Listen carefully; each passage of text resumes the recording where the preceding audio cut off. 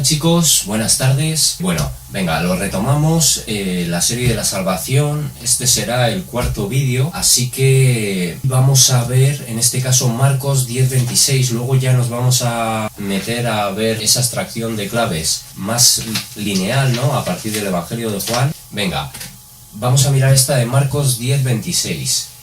Y en este caso es un apartado que nos ha salido en muchísimos bosquejos del joven rico. Ya lo he dicho que muchas veces ha salido y bueno, pues en este caso también. Entonces, cuando él está hablando de esta parábola y acaba de hablar, en el versículo 26-27 vamos a leer: antes Jesús en el 25 ha dicho, más fácil es pasar un camello por el ojo de una aguja que entrar un rico en el reino de Dios. Entonces en el 26 nos dice la palabra, ellos se asombran, hablándonos de los apóstoles, ellos se asombraban aún más, diciendo entre sí, ¿quién pues podrá ser salvo? En el versículo 27 nos dice, entonces Jesús, mirándolos, dijo, para los hombres es imposible, mas para Dios no, porque todas las cosas son posibles para Dios. Nos lo está diciendo claramente, la salvación del ser humano a título individual es imposible. No hay otra manera de decirlo. De hecho, vamos a ver exactamente la palabra que nos utiliza para decirnos imposible, porque va a ser interesante, ya que nos va a excluir, ¿no?, cualquier intento, cualquier opción de que el propio humano pueda salvarse, ¿no? Y la palabra que nos utiliza es adunatos, ¿vale? Y nos habla de débil, figurativamente, pasivamente imposible, imposibilitado, imposible, débil. Nos lo dice imposibilitado, imposible, débil, es decir, la salvación para el ser humano es nula, ¿vale? No hay ni una sola posibilidad, ni una letra pequeña en ese contrato respecto a la gracia, respecto a la salvación de Dios que permita al ser humano alcanzarla por sí mismo. Absolutamente ninguna. Y estamos viendo cómo aquí además ya no está, a pesar de que esté en el contexto del joven rico, los apóstoles le están preguntando, los apóstoles, las personas más cercanas a Jesús en ese tiempo, ¿no? ¿Quién pues podrá ser salvo? O sea, nosotros que estamos contigo, Señor, nosotros que vamos a evangelizar, que vamos a hacer prodigios, señales y maravillas como tú has hecho por el poder y la autoridad que nos has delegado, nosotros, Señor, podremos ser salvos estando en esta condición en la que estamos. Y Jesús dice, imposible. Para vosotros, imposible, así como para nosotros, ¿no? Imposible. Bueno, muy claro. Adunatos nos habla de imposibilitado, imposible, débil. Somos inútiles ante la salvación. No tenemos ninguna posibilidad de obtener nada al respecto siempre y cuando confiemos en nosotros mismos. Porque claro, aquí, por ejemplo, esta afirmación de Jesús, si nosotros la queremos simplemente adaptar al contexto de lo que está hablando respecto al rico, entonces decimos, vale, es una cuestión únicamente de la gente con riquezas, de la gente que está sometida al materialismo del mundo. Pero no, porque tenemos que ver que esa misma afirmación, o sea, esa afirmación en cuanto a las riquezas ha venido antes, pero posteriormente han intervenido los discípulos preguntando, entonces, ¿quién? ¿Nosotros mismos podremos ser salvos aunque nos hayamos desprendido de las riquezas? Y Jesús está diciendo, es imposible, aun para vosotros es imposible. Por lo tanto, para cualquier ser humano es algo imposible, pero todo es posible para Dios, el Dios de lo imposible. Bueno, pues está muy claro. Entonces, bueno, en este caso vamos a pasar ya cuarto vídeo y por fin acabamos una de las hojas, habiendo dejado de lado casi la mitad de las citas, pero bueno, es que esta serie en concreto os pido paciencia a la gente que lo vea, porque no va a ser como la Trinidad, que va a poder ir como más fluido en cuanto a las citas. Esta, pues como se vio en cuanto al dominionismo, en cuanto a ese remanente de Israel, no haber sido desechado ese pueblo por parte de Dios, hay otra serie de cosas que al margen de esas tres doctrinas que van a ser la base de esta serie, entonces cada una de las claves, cada una de los versículos, de las citas que se van a exponer, merecen más atención, porque no va a ser como la Trinidad, que es como una sola temática, ¿no? De encontrar las diferencias entre cada una de las personas. Y bueno, nos da opción también de hablar de otras cosas, pero esta en concreto nos exige un poquito más, ¿no? En ese sentido, a la hora de analizar. Entonces, venga, vamos a empezar un poquito ya con esa lectura lineal a partir del Evangelio de Juan. Pero esta es una serie que al final, cuando vas viendo todas y tantas evidencias respecto a toda la temática que se está analizando en cuanto a la salvación, uno se da cuenta de lo mucho que ofrece la palabra, de que finalmente resulta muy superficial abordar estos temas y encontrarte que siempre se utilizan, y hablo de cuando se manipula la doctrina, que siempre se utilicen 4 o 5 versículos aislados, siempre en las personas en las que defienden herejías respecto a esta doctrina, a estas doctrinas tan importantes, siempre se utilizan los mismos versículos, ¿vale? Y vamos a comprobar con toda esta serie que el número de evidencias que respaldan a la verdad es tan aplastante, bueno, pues que todas esas predicaciones banales quedan por los suelos, ¿no? Vale, venga, entonces vamos, en este caso Juan 3, 20, 21. Entonces aquí nos están hablando, es el apartado donde nos habla de tal manera amó Dios al mundo, ¿no? Bueno, esta serie de apartados que nos divide en muchos casos la palabra para enfocarnos un poquito en el contexto. Los versículos 20 y 21 nos dice: porque todo aquel que hace lo malo aborrece la luz y no viene a la luz, para que sus obras no sean reprendidas, mas el que practica la verdad viene a la luz, para que sea manifiesto que sus obras son hechas en Dios.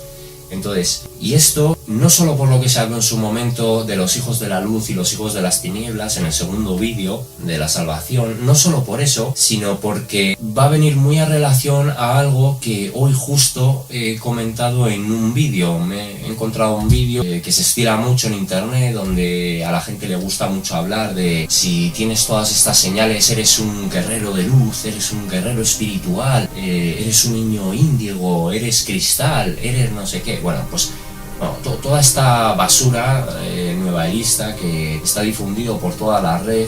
De hecho, voy a ir un momentito a por un móvil porque me he guardado la nota donde he hecho el comentario para compartirlo en otros vídeos de esta temática. Y bueno, quiero leerla literalmente. Entonces, este comentario, como es un tipo de, lo he hecho en un tipo de vídeo que es muy común en internet, y vídeos, pues estamos hablando de vídeos que tienen un número preocupante de visualizaciones, ¿no? Un número preocupante de comentarios, de gente que de hecho demuestra estar muy cómoda con ese tipo de filosofías. Pero vamos a ver el motivo. Bueno, al menos yo aquí lo he tratado de expresar. Entonces, como este vídeo lo titulaban "Si tienes estas señales, eres un guerrero espiritual", pues bueno, yo he comentado en este caso, ante ese título no tan llamativo de señales de que eres un guerrero espiritual, yo he comentado: señales de que no eres un guerrero espiritual. Rechazas al único Dios verdadero, manifestado en el Padre, el Hijo y el Espíritu Santo, y por lo general desprecias su palabra. Queridos, despertad, pues estos vídeos, toda esta filosofía barata de conceptos metafísicos, solo tiene como objetivo que cada ser humano se endiose a sí mismo. Y funciona, es obvio. No hay más que mirar los comentarios para ver cómo a la gente le encanta creerse especial. El humano va a aceptar siempre de buen grado cualquier cuento que le engañe a creer estar en un camino pseudo-espiritual, siempre y cuando se le exima de responsabilidad y no se le demande ningún compromiso moral. Esta es la falsa espiritualidad viralizada por Satanás para someter al humano bajo el engaño. Mientras el mundo no se reconozca necesitado de un Salvador a causa de nuestra propia maldad, lejos de mejorar, la realidad empeorará. Así está profetizado en la palabra de Dios que ocurrirá. Centraos en la verdad y dejaos de falsos cantos de sirena.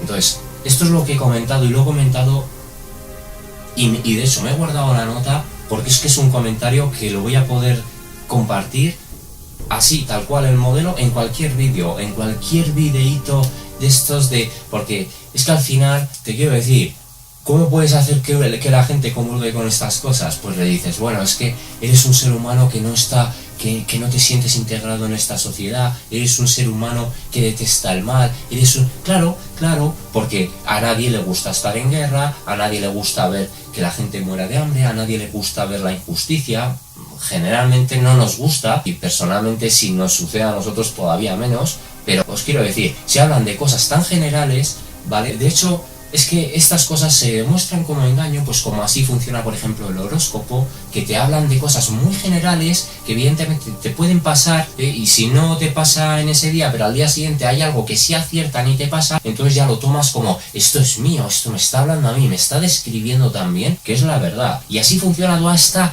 porquería de temas nueva era, de temas metafísicos, de toda esta estupidez que hay en el mundo, de toda esta patraña que hay en el mundo, de falsa espiritualidad y de tener precisamente a la gente engañada, porque, claro, como les dicen que son muy especiales, que son personas distintas, y eso al ser humano le gusta, aunque el ser humano, digamos, adoctrinado, alienado al sistema, lo último que demuestra es ser diferente a la corriente, a la sociedad, porque trata de integrarse, trata de ser aceptado, bueno, de no destacar en ese sentido para que no le consideren un bicho raro, ¿vale? Que es justo lo que le sucede a los cristianos, pues, y no porque busquen ser diferentes, sino porque a la corriente del mundo son diferentes. Pero toda esta gente que lo que hace es aceptar esta filosofía, que es la que mueve al mundo, es una filosofía pues sensacionalista y barata, creyéndose las personas que están siendo diferentes por aceptar esas cosas, en el fondo se están alineando a lo que es el pensamiento global del mundo, ¿vale? Porque las personas, ya lo digo, este tipo de ideas, este tipo de filosofías, este tipo de pensamientos son tan populares porque tienen esa ausencia de moral, de la moralidad de Dios, porque tienen una cuestión de compadecerse o hacer ver al humano que es el bueno, que el individuo es el bueno y que la sociedad es la mala, pero es al contrario, es porque cada uno de nosotros como individuos somos malos, por lo que la sociedad empeora. O sea, la sociedad la conforman individuos y obviamente la sociedad va degenerando por el mal actuar de cada uno de los individuos. Si los individuos a título personal no actuáramos mal, la sociedad mejoraría, pero la sociedad como concepto, es un conjunto de personas. Entonces, el mal de la sociedad lo crea la propia sociedad.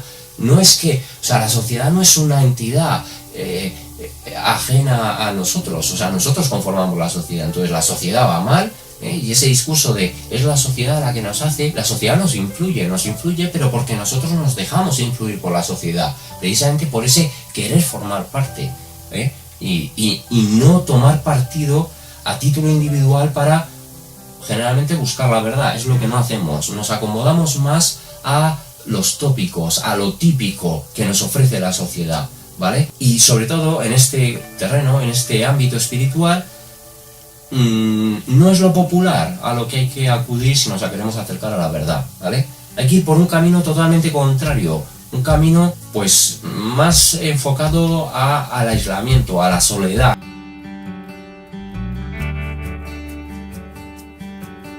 a la búsqueda personal, ¿vale? Aunque no es algo que en el sentido nueva erista tira hacia el egoísmo, porque esta espiritualidad no tiene nada de espiritual, pero esta falsa espiritualidad, de hecho, fomenta el egoísmo, fomenta el ego, fomenta el yo, ¿vale? El aplaudir al yo, el crecer al yo, es ególatra totalmente ese tipo de espiritualidad. Y de estas cosas os aseguro que no hablo desde el desconocimiento, que lo he investigado durante muchísimos años, ¿vale?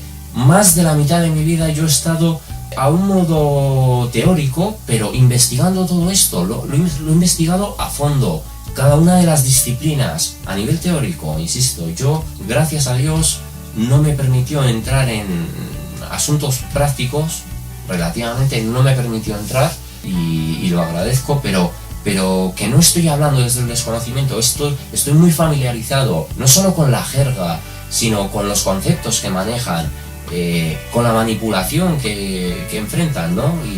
Y bueno, yo en su momento hablé un poquito sobre la nueva era, hice un vídeo, pero así como de manera global, y no lo aseguro, porque todo ese material que yo tengo recopilado hace tanto tiempo ni siquiera lo tengo aquí, pero a lo mejor en algún momento llegue a hacer alguna cosa, insisto, no lo digo como seguro, pero a lo mejor en algún momento,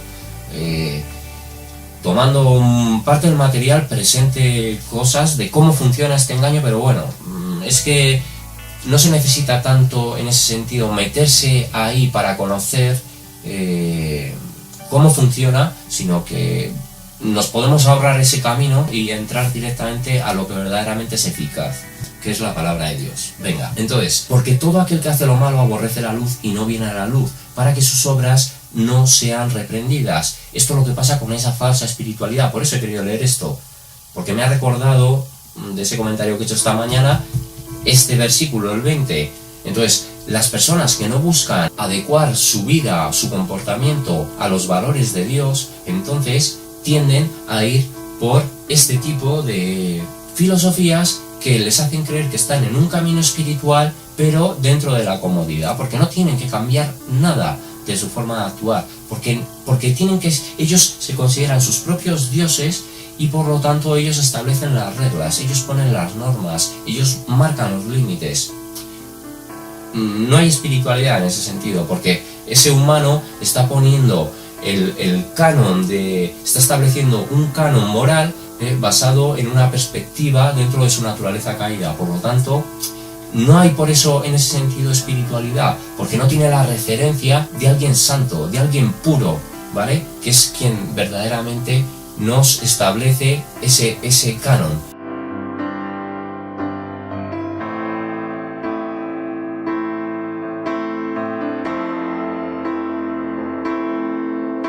¿Vale?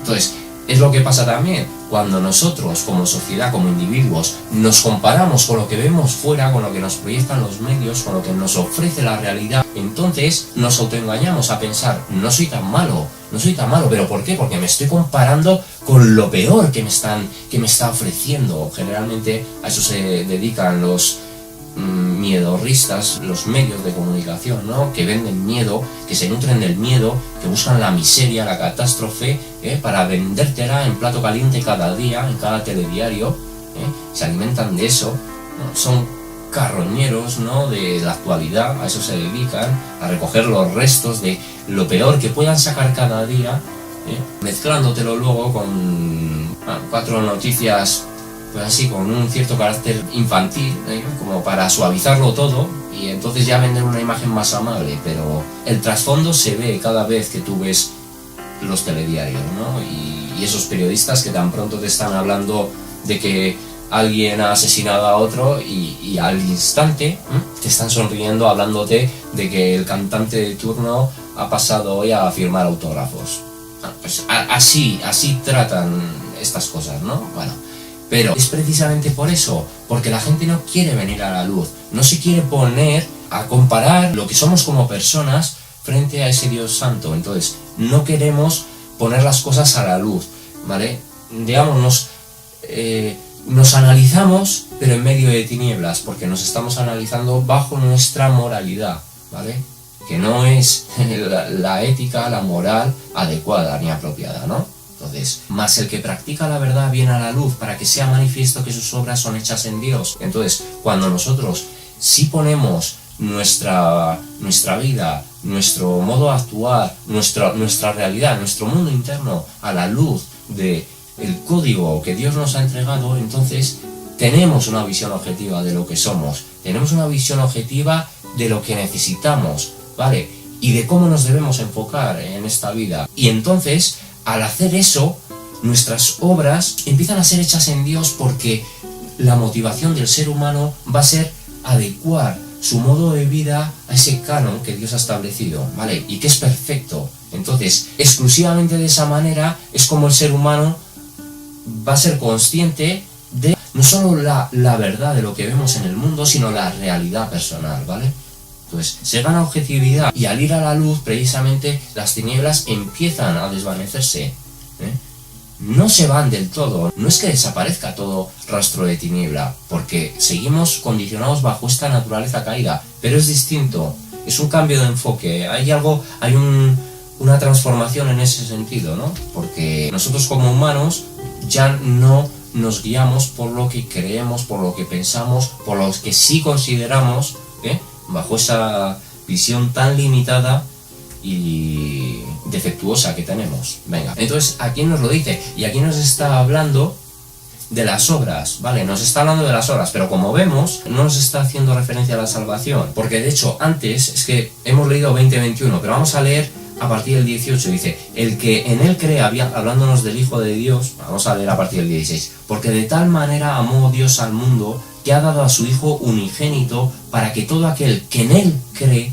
no se pierda, mas tenga vida eterna. Porque no envió Dios a su Hijo al mundo para condenar al mundo, sino para que el mundo sea salvo por él. Y esto nos habla del mundo, pero como ya se vio con esa cita de Romanos, porque Dios quiere que todos los hombres sean salvos y vengan al conocimiento de la verdad. Igual que aquí nos habla del mundo, no nos está hablando de aquellos a los que no ha predestinado para salvación. Nos está hablando del mundo, de las personas que a nivel mundial, de las personas que a lo largo de todo el mundo son hijos de Dios. Entonces, Cristo vino para salvar al mundo. ¿Por qué? Porque va a haber personas salvas de todo el mundo. Entonces, pero cuando nos dice esto no nos quiere decir que todo el mundo va a ser salvo, sino que personas de todo el mundo van a ser salvas. Es distinto, ¿vale? Es un matiz. Y porque nos digan el mundo, pues no significa que todo, porque es que toda la escritura es rotunda en ese sentido. No hay una salvación universal. Aunque nos hable aquí del mundo, no significa que todo el mundo sea salvo. Y nos dice, versículo 18, el que en él cree no es condenado, pero el que no cree ya ha sido condenado. Lo estamos viendo. En el versículo 17 nos está hablando, ha venido a salvar al mundo. ¿Lo podemos tomar como todo el mundo? No, porque además en el versículo 18 nos dice, el que en él cree no es condenado, pero el que no cree ya ha sido condenado. O sea, ya ha sido condenado el que no cree, porque Dios además no le da a creer, porque no ha creído en el nombre del unigénito Hijo de Dios. Pues es claro, ¿no? Nos lo está diciendo. No está hablando de el que no cree será castigado, el que no cree será condenado. O sea, nos está hablando de algo que es eterno, ¿vale? Algo que es eterno. Porque cuando esa realidad, esa eternidad se manifieste, ahí ya no hay variación. Por eso es eternidad. No va a haber cambio en ese sentido. Es decir, cuando haya salvación, será una salvación eterna. Cuando haya condenación, será una condenación eterna. Eterna, no hay más, ¿vale? Entonces, que no es que sea una condenación igual que el periodo que se va a experimentar en la tierra del milenio. Las personas que no hayan creído van a estar 1000 años en el infierno, y luego ya accederán al juicio ante el gran trono blanco, y eso, pues bueno, Dios dirá cómo considerará él. Yo he visto a personas que dicen, bueno, sí, la gente que salga luego del infierno va a salir, pero va a salir para ser juzgada y irse al lago de fuego. O sea, como que la gente va a salir simplemente del infierno y se van a ir al lago de fuego. Yo creo que eso no va a ser exactamente así. Personalmente, creo que no va a ser así. O sea, no creo que la gente simplemente salga del infierno para irse al lago de fuego. Si se habla de que se va a juzgar las obras, bueno, pues yo creo que en ese sentido ahí va a haber un nuevo acto y final acto de misericordia por parte de Dios. Y a lo mejor hay personas, porque hay que tener en cuenta que sí se van a pegar 1000 años en el infierno, pero van a ser personas que aunque a lo mejor no hayan, o sea, se han ido al infierno porque no han tenido fe en Jesús, evidentemente durante esos 1000 años ellos sí son ya conscientes de que hay un Dios, de que hay un Salvador, y después se les juzgará en función a sus obras. Y yo personalmente esto es lo que creo. No estoy afirmando que esto sea doctrina ni que verdaderamente yo esté en lo cierto, pero yo creo que va a haber personas que van a ser juzgadas y en función a sus obras, bueno, tendrán una vida eterna. No es que vayan a estar en una condición similar a lo que esté la iglesia, a lo que estén los mártires, ¿vale? Personas que durante su vida sí hayan entregado su vida, sí hayan consagrado su vida a Dios, no van a estar en esa misma condición espiritual exactamente, pero yo pienso que en ese juicio no va a ser simplemente un juicio para ser arrojados al lago de fuego. Yo creo que ahí Dios va a efectuar un nuevo acto de misericordia y que valorará a las personas, ¿vale?, en función a lo que les haya movido en su corazón a estar actuando durante la vida. Eso es lo que yo pienso. Quizá me esté equivocando, no estoy asegurando que sea así, pero yo no creo que el juicio ante el gran trono blanco simplemente sea juicio para condenación, porque es que entonces no tenía ningún sentido. Simplemente que se queden ahí o que directamente salgan de ahí para irse al otro lado, ¿vale? Pero va a haber un juicio. Entonces yo pienso que va a ser distinto y que va a haber un nuevo acto de misericordia, porque Dios es justo, pero es misericordioso también. Y yo no creo que ese momento, que también tiene una importancia, pues no creo que simplemente sea una cuestión de salir para ser arrojados al lago de fuego. Personalmente no lo creo, nunca lo he creído así. Pero veo que hay gente que sí lo dice. No, la gente va a ser simplemente juzgada y se van todos a ir directamente al lago del fuego. Yo pienso que no. Insisto, tal vez me estoy equivocando. No aseguro nada. Vale, entonces, pues nos lo dice así: mas el que practica la verdad viene a la luz para que sea manifiesto que sus obras son hechas en Dios. Pero bueno, habíamos leído el 18, el que en él cree no es condenado, pero el que en él cree no es condenado, pero el que no cree ya ha sido condenado porque no ha creído en el nombre del unigénito Hijo de Dios. Y esta es la condenación, que la luz vino al mundo y los hombres amaron más las tinieblas que la luz, porque sus obras eran malas. Mucho que ver con lo comunicado en cuanto a toda esta falsa espiritualidad, que en este tiempo, muy próximos a acercarnos a ese periodo de gran tribulación, es lo que llama, lo que alegra el oído de la gente, porque se piensan, se creen, se autoengañan a creer que están en un camino espiritual sin prácticamente ningún trabajo al respecto, simplemente leyendo, escuchando palabritas que nos suenan bien, que nos satisfacen el oído, que alimentan al ego. ¿Por qué? Aman las tinieblas, aman esa falsedad de Satanás. ¿Por qué la aman? Porque no quieren, digamos, enfrentarse a su propia realidad, a su naturaleza. Las personas no quieren cambiar lo que hay en ellas, no quieren trabajar, porque por cambiar nosotros tampoco es que es una cuestión de que Dios nos vaya cambiando, ¿vale? No es tanto que nosotros cambiemos, es que Dios opere un cambio en nosotros. Entonces es distinto. Hay muchas personas que simplemente no quieren enfrentarse a esto porque no están dispuestas a modificar muchas cosas en sus vidas, ¿no? Y bueno, saber que de hecho esto exige algo que a lo mejor a nuestra carne, a nuestra naturaleza, se podría considerar como un sacrificio, pero es puro beneficio finalmente, ¿no? Entonces, hay también parte de responsabilidad en iglesias legalistas, en congregaciones falsas igualmente, que imponen cargas a la gente que ni los propios pastores pueden cumplir, como así Cristo mismo denunciaba a los falsos, a los hipócritas religiosos, que les demandaban cosas a la gente que ni siquiera ellos eran capaces de soportar. Entonces, cuando a lo mejor uno cae en un tipo de iglesia legalista en ese sentido, en el sentido de estar hablando de que si eres mujer y te pones un pendiente te vas al infierno, o yo he escuchado al hermanito que ha tenido una revelación y en la revelación ha visto que las mujeres, porque se hacían un recogido en el pelo, estaban en el infierno. Bueno, iglesias carismáticas, ¿vale? Iglesias pentecostales, todas estas iglesias que van a tener bueno, pues en cierto modo un grave problema por estar hablando ese tipo de fábulas. Una cosa es la modestia, tanto en el vestir. Dios nos pide modestia en ese sentido, o sea, nos pide pues que no estemos ni dándole una excesiva importancia con lo que nos vestimos, con lo que nos vemos, precisamente por no alimentar al ego, ¿vale?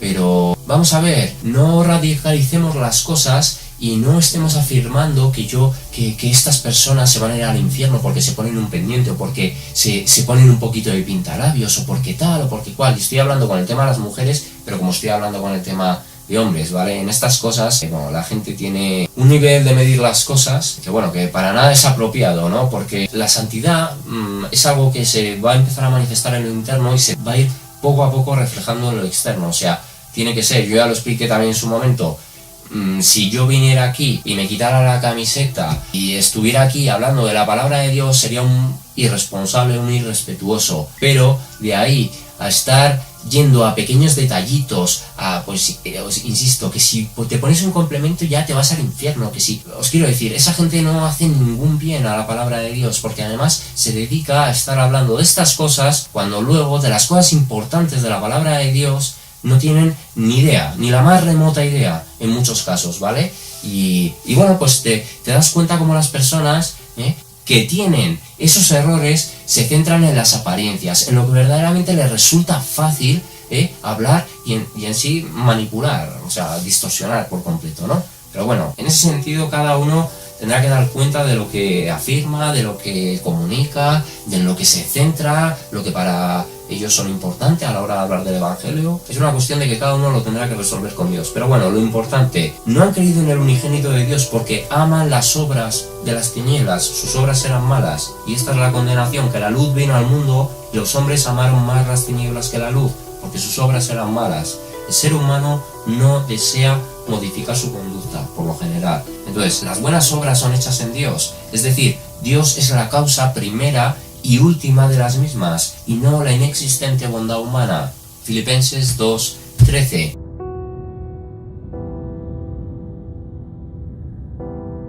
está claro, las obras, esas obras que las personas utilizan para decir que son las que nos justifican ante Dios, que son las que nos hacen ser elegidos por Dios, vienen dadas por la buena voluntad de Dios. Y así nos lo dice, las obras son hechas en Dios, ¿vale? Son hechas en Dios, no en ti, en tu libre albedrío, en tu excelentísima voluntad. Son hechas en Dios, ¿vale? Cualquier obra movida por esa bondad, por esa moral, por esa ética de Dios, es de Dios, ¿vale? Cuando se mezclan aspectos de nuestra propia naturaleza que nos hacen actuar mal, entonces sabemos reconocer que eso sí es nuestro, no se lo podemos aplicar a Dios. Pero al contrario, a la inversa, ¿vale?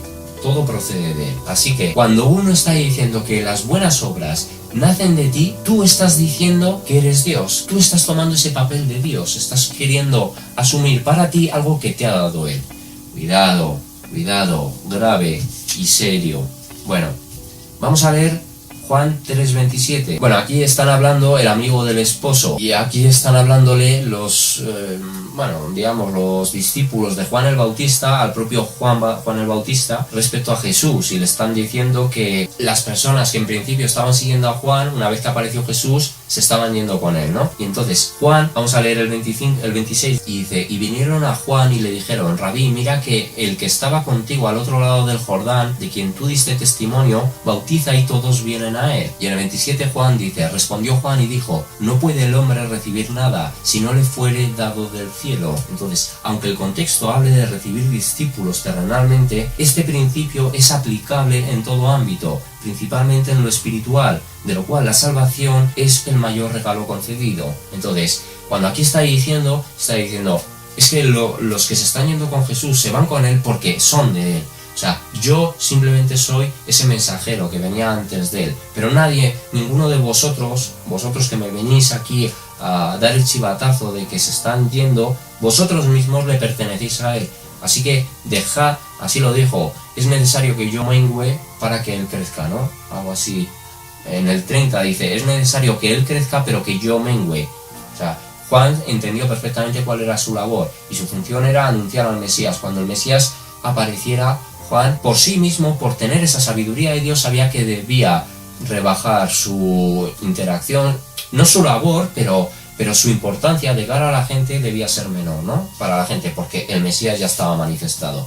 Entonces, aquí se está refiriendo a eso. Las personas que habéis venido a mí, que habéis estado acompañándome durante el tiempo que yo he anunciado al Cristo, es porque el mismo Jesús me lo ha dado, porque el Padre lo ha entregado, porque el Espíritu ha hecho que vosotros vengáis a mí. Pero no quiere decir que seáis de mi propiedad. Y precisamente por eso en esta serie lo enfoco en ese sentido. Cualquier cosa que Dios nos entrega es dado por Él. Cualquier cosa que recibimos es entregado por el Señor. Pero con más motivo, con mayor peso, el tema de la salvación, el mayor regalo que hemos recibido por parte de Dios, evidentemente viene dado del cielo. Y así lo dice. No puede el hombre recibir nada si no le fuere dado del cielo. No puedes recibir el don de la fe si Dios no te lo entrega. No puedes recibir la salvación si Dios no te ha predestinado. No puedes recibir arrepentimiento si Dios no pone en tu corazón ese sentimiento. No puedes recibir nada, absolutamente nada. ¿Vale? Y en lo terrenal exactamente igual. Tú puedes pedir, tú puedes desear, tú puedes solicitar, incluso te puedes esforzar en recibir algo. Pero si hay algo que Dios no quiere para ti, no lo vas a tener. No lo vas a tener, y quizá eso te enrabiete, te cabree, en el supuesto de que tengas que tengas conciencia de Dios y pienses, no me estás permitiendo recibir esto, pero Él tiene una visión general que sabe que eso no te va a favorecer, sino que a lo mejor concedértelo te va a perjudicar. O bien, si tú te estás empeñando y ni siquiera tienes a Dios, encontrarás que son obstáculos que te aparecen en la vida, zancadillas que te ponen, pero en el caso de que sea parte también del plan de Dios, habrá un motivo para que no recibas eso que queramos, ¿no? Entonces, cualquier cosa que sea recibido es porque es permitido por el Señor. Nada recibe el hombre si no le fuere dado del cielo. Y aquí, insisto, Juan se está refiriendo más en el contexto de los discípulos, pero Juan está hablando de un principio espiritual y universal para todo, porque todo lo dispone Dios. Bueno, es claro. Vamos en este caso Juan 6:37. Al final he hablado de esto al principio y no sé si nos dará mucho tiempo porque voy a hacer una hora, no sé cuántos vamos a ver, igual vemos poquitas. Perdonad chicos, ya os digo, esta serie hay que tomarla un poquito con calma, ¿eh? Venga, entonces Juan 6:37. Y aquí está hablando de Jesús, el pan de vida. Y dice, todo lo que el Padre me da, vendrá a mí. Y al que a mí viene, no le echo fuera. Entonces, lo que el Padre le ha dado a Cristo ya está determinado, ¿vale? Predestinación. Predestinación, ¿vale? No libre elección. No a ver si tú haces y entonces voy a tener. O sea, Jesús tiene un ejército, por decirlo así, bueno, un ejército, una comunidad que él ha determinado. No es una comunidad que reciba nuevas inscripciones, o sea, que tú desde fuera decidas, quiero formar parte de esto. Que no, que quien lo ha decidido, los miembros de la comunidad, es quien ha creado esa comunidad. No, esto no es entrar a hacer un cursillo, ¿vale? Esto es un grupo de vida que él ha creado, no es algo formativo de lo que nosotros podemos hacer parte si lo deseamos o si no lo deseamos. Y lo está diciendo, todo lo que el Padre me da vendrá a mí, y al que a mí viene no le echo fuera.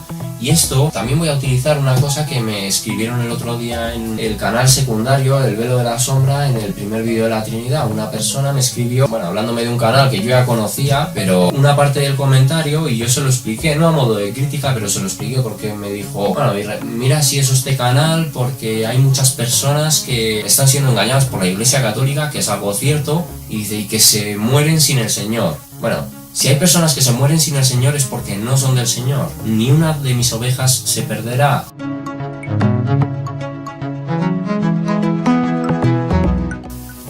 No sé exactamente el versículo, sé que es en Juan también, no sé si es 13:18, 16:18, por ahí. Quizá lo veamos también en algún momento, pero es que todas las personas que el Padre le ha entregado a Jesús, es que aquí mismo nos lo está diciendo. Está diciendo, todo lo que el Padre me da vendrá a mí. Todo, absolutamente todo. No hay una sola alma que el Padre le haya entregado. No hay una sola alma predestinada que el diablo le vaya a ganar a Dios. Porque entonces estamos hablando de que sería una guerra igual. O sea, una guerra a un nivel similar. Y no es así. O sea, el diablo no puede arrebatarle nada a Dios. El diablo hace lo que Dios le permite hacer, ni más ni menos. Entonces, el Señor no va a perder ni una de sus almas, ni una de las almas que ha predestinado desde antes de la fundación del mundo, va a dejar de estar con Él por toda la eternidad, ¿vale? Porque entonces estaríamos diciendo que hay una guerra abierta en igualdad de condiciones, y no es el caso. O sea, hay una entidad maligna que tiene un periodo de actividad, pero que en absoluto intercede en el plan de Dios, en absoluto intercede, o sea, en lo que es el plan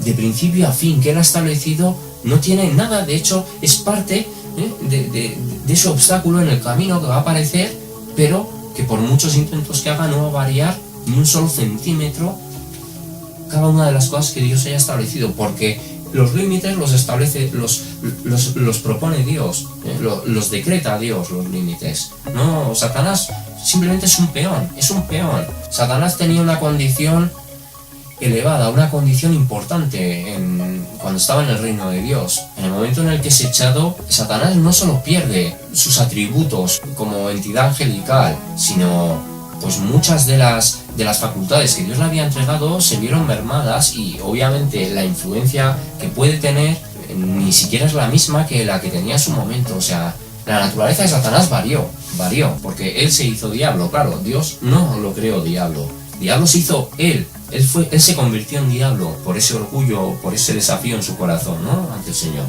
Entonces, ni una de las ovejas se perderá. Lo dice así, todo lo que el Padre me da vendrá a mí, y al que a mí viene no le echo fuera. Es decir, tú que has sido destinado por el Padre a ir a Jesús, desde el momento en el que vas a Jesús, eres parte suya, eres propiedad suya, y lo serás para siempre. No te echará fuera, ¿vale? Esto está hablando de una seguridad de salvación. ¿Por qué? Porque tú no vas a acceder a ir a Jesús, a tener un encuentro con el Señor, una aceptación, una conversión, que se habló en el anterior vídeo, que el momento de la confesión, de fe, de la aceptación del Señor, de la recepción en tu corazón de esa verdad, no tiene nada que ver con que se manifieste la salvación o que en ese momento se produzca la salvación. La salvación es algo que el Padre estableció desde el principio, y que la conversión sí hace que nosotros nos enfoquemos en la verdad de Dios y, bueno, pues busquemos estar entrando en la obediencia al Señor. Pero es parte de ese proceso, ¿vale? Entonces lo que está diciendo es que como el Padre le ha entregado algo,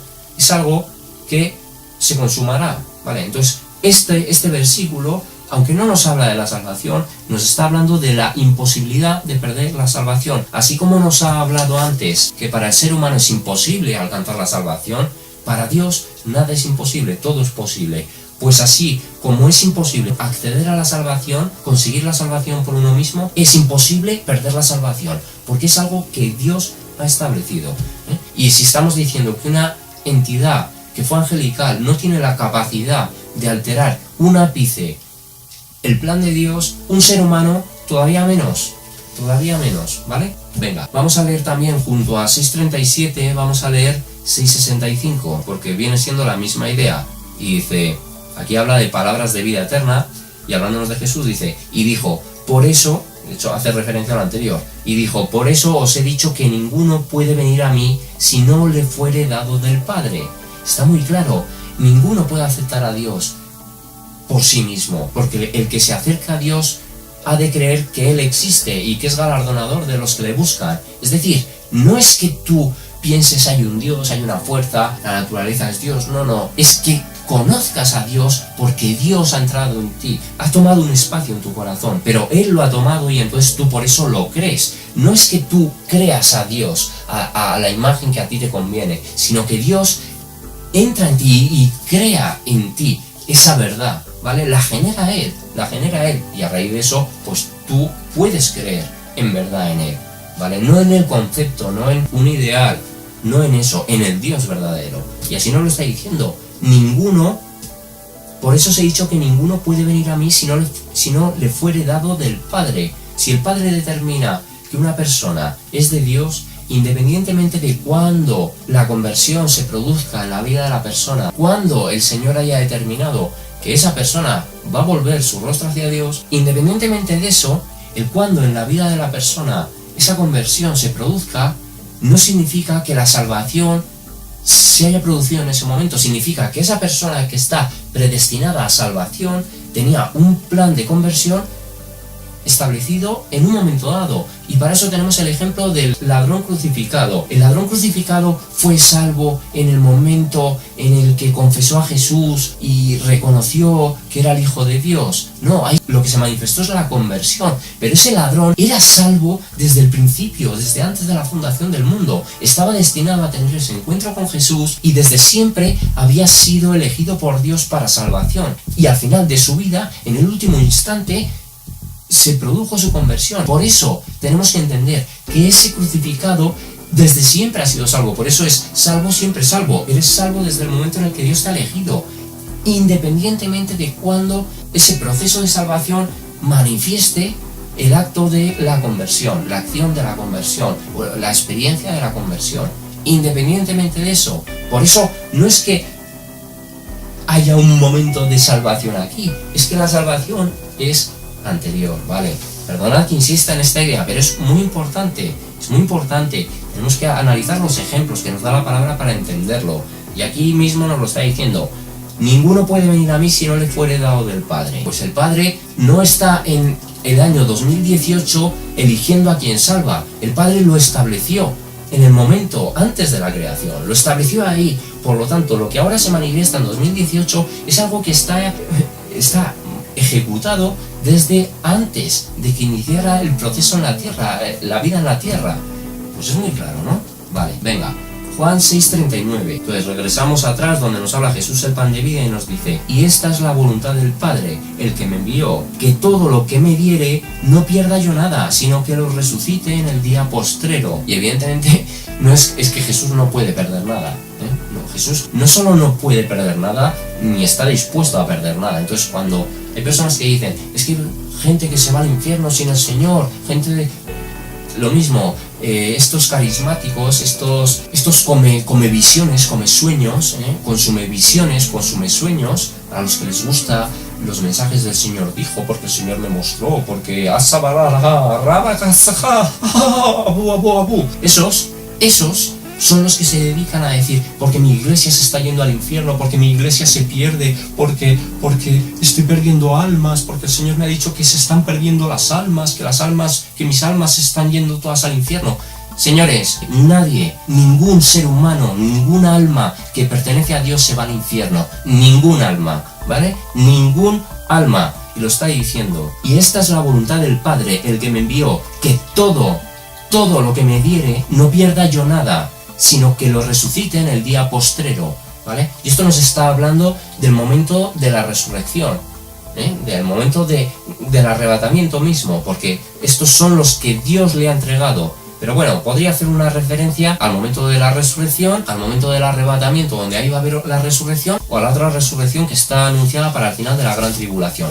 Independientemente, se podría referir a ambas cosas, porque hay diferentes grupos, así como están los mártires que han muerto antes de que comience la gran tribulación, y habrá mártires que resuciten tras la tribulación, que serán los que hayan muerto en la gran tribulación. O sea, hay diferentes grupos de personas porque las cosas están establecidas así, pero ninguno se pierde. Así que todas esas herejías del Señor está perdiendo, estamos diciendo lo mismo, y estas son personas pues que hablan de eso, la pérdida de la salvación. No existe la predestinación, pero como estamos viendo, en todo están cometiendo herejía a este nivel, en todo, porque están diciendo que entonces el Señor se ve incapacitado para llevar a cabo su propia voluntad, que no puede hacer lo que él quiere, que el diablo le está arrebatando las almas. Eso es lo que están diciendo estas personas, ¿vale? O sea, estamos hablando de una absoluta inconsciencia por parte de la gente, de un desconocimiento total de lo que supone ser el Dios todopoderoso, el creador, ¿vale? El tener esa soberanía, esa potestad de decidir para todas las criaturas, no solo para los humanos salvados, sino para todas las criaturas, potestades, huestes, angelicales, demoníacas. Sobre todas hay una dirección, ¿vale? O sea, y a Dios no le levanta la voz nadie, O sea, ¿de qué estamos hablando? Es que nos estamos pensando aquí que la misma guerra que libra la humanidad con las entidades demoníacas, infernales, es la misma que está experimentando Dios entonces, ¿o qué? ¿Qué estamos hablando? A Dios ni le pestañea a la gente en su presencia. O sea, tenemos que entender, del nivel de poder que maneja uno, que posee uno, y lo que están limitados a hacer otros. O sea, el Señor está perdiendo a su iglesia. Vamos a ver. Entonces no es su iglesia. Al que lo pierde, el que se pierde, no es su iglesia, simplemente no es parte de su iglesia, ¿vale? Pues un error muy común. Todo esto influenciado por la gente carismática, sobre todo los pentecostales. Tienen una gran responsabilidad en la cantidad innumerable de herejías que se están transmitiendo hoy en día, ese tipo de iglesia. Vale, 6.39 hemos leído. Vamos al 6.44. Es que es una continuación de la misma idea. Hemos retomado dos ideas, pero que vienen siendo complementación una de otra. Versículo 44. Ninguno puede venir a mí si el Padre que me envió no le trajere, y yo le resucitaré en el día postrero.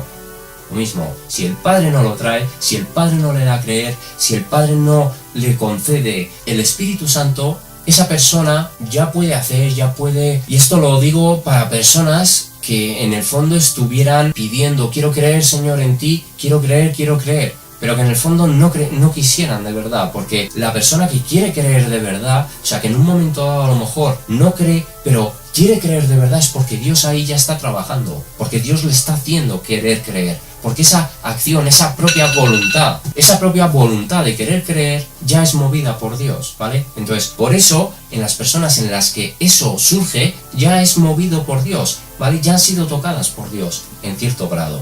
Pues no hay ningún tipo de responsabilidad humana en ese sentido, y lo estamos viendo. Si el Padre no lo trae, si el Padre no me lo trae a mí, si el Padre no le hace creer en mí, si el Padre no le hace recibir esta verdad, no hay nada que hacer. Está muy claro. Y yo le resucitaré en el día postrero. Bueno, hemos llegado ya a la hora. Yo creo que vamos a leer. Hemos leído las evidencias aquí en Juan 6, pues me queda esta del 6.70, leemos esta, y yo en ese caso creo que vamos a cortar. Que no se han visto tampoco muchas citas, pero bueno, pero se han hablado de cosas, así que lo doy por bueno en este caso. Entonces, Juan 6.70. Aquí está dentro del apartado palabras de vida eterna. Bueno, y aquí está hablando de eso, de las personas que no pueden ir a él en este contexto en el que estamos, de que no pueden ir a él si el Padre no lo da. Y entonces Jesús antes les pregunta a los 12 que si querían abandonarlo también, porque ya había habido gente que, bueno, pues que mientras les daba de comer, mientras les ofrecía lo que querían, el interés por el que se acercaban a Cristo,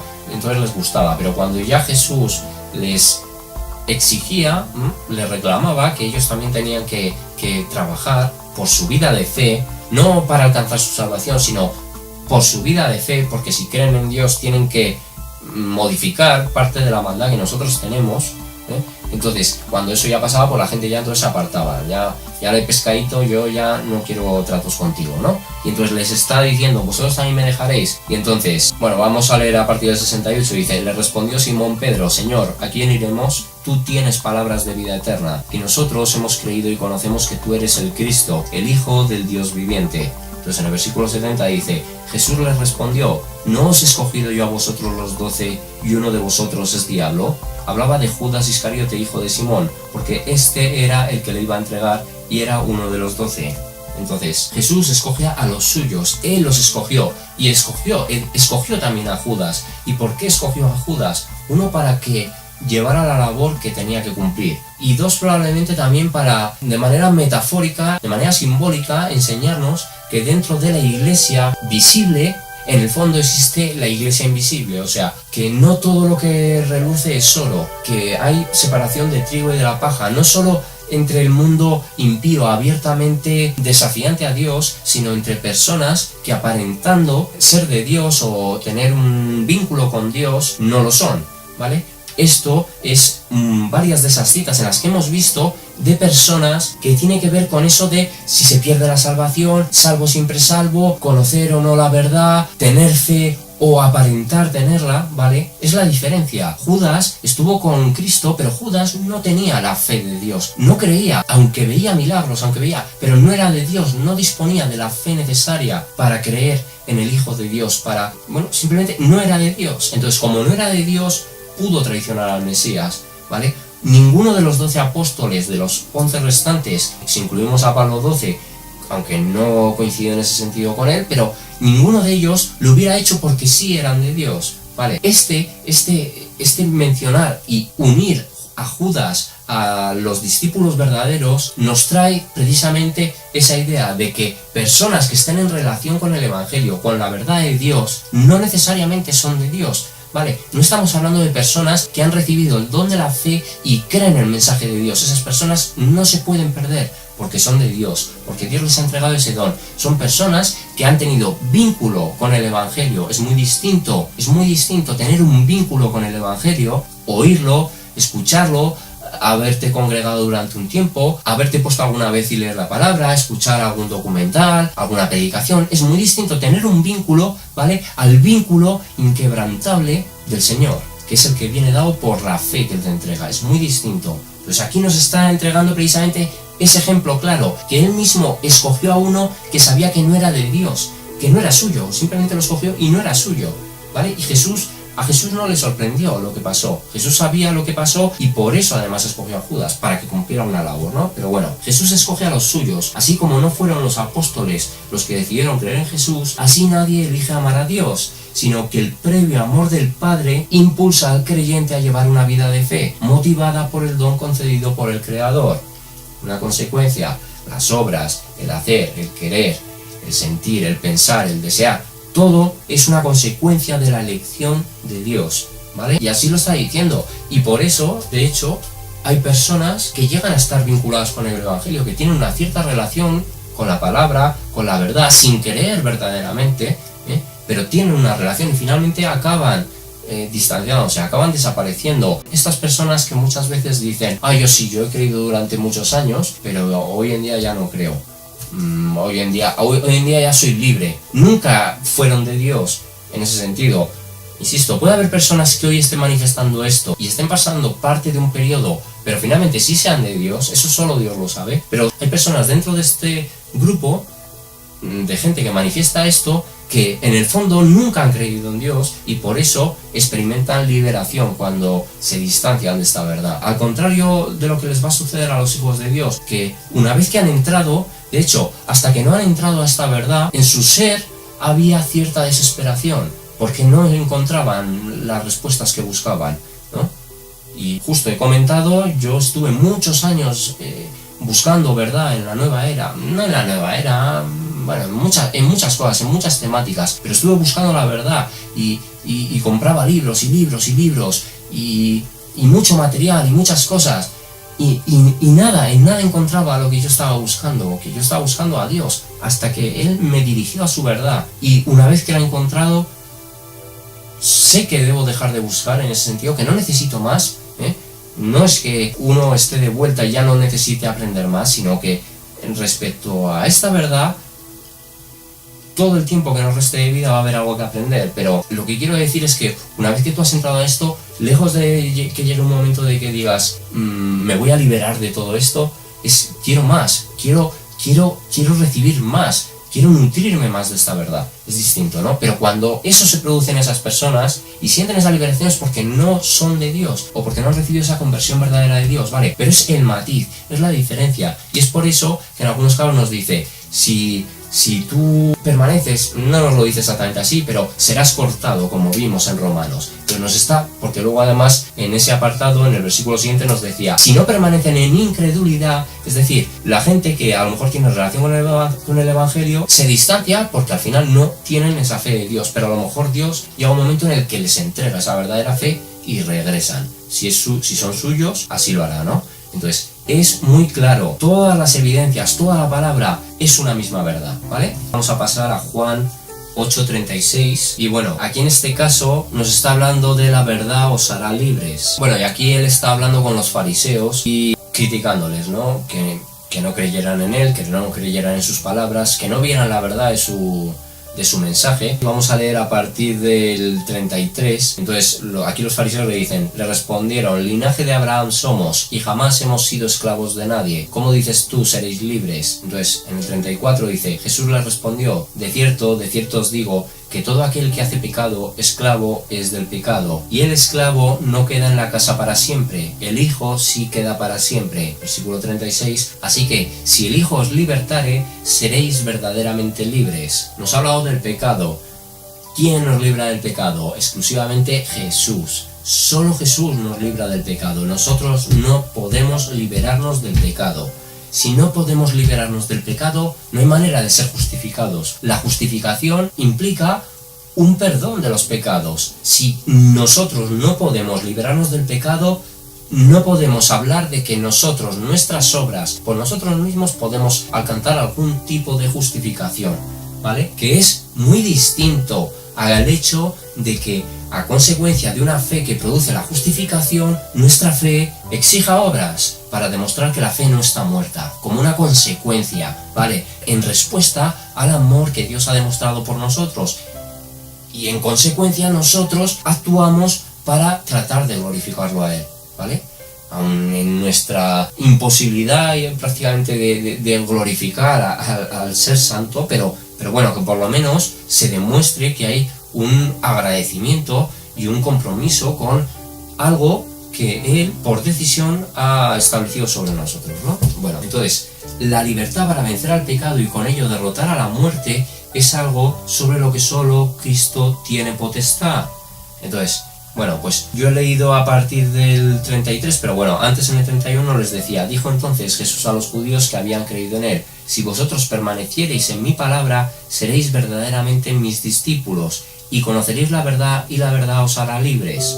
Bueno, estos son los dos versículos que no habíamos leído, pero ¿qué nos está diciendo? Si permanecéis en mi palabra, ¿vale? Esto en el anterior vídeo, que se ha grabado hace un momento, pero que vendrá unas semanas antes, en el final del vídeo se comentó, las personas que permanecen en fidelidad a la verdad de Dios es porque son de Dios, son nacidos de Dios, han recibido el don de la fe por parte de Dios. Las personas que han tenido una relación, un vínculo, un acercamiento al Evangelio, pero no permanecen fieles a la palabra, no permanecen en la verdad, es porque no han sido solidificados en esa verdad a través de esa fe, ¿vale? Entonces, por eso nos lo está diciendo, seréis mis discípulos si permanecéis en esa verdad, demostraréis ser hijos de Dios si permanecéis en la verdad. Si pasáis por delante del Evangelio, escucháis unas palabras, pero después la despreciáis, no la tenéis en cuenta, simplemente no sois mis discípulos. Eso es lo que está diciendo, ¿no? Y la verdad os hará libres,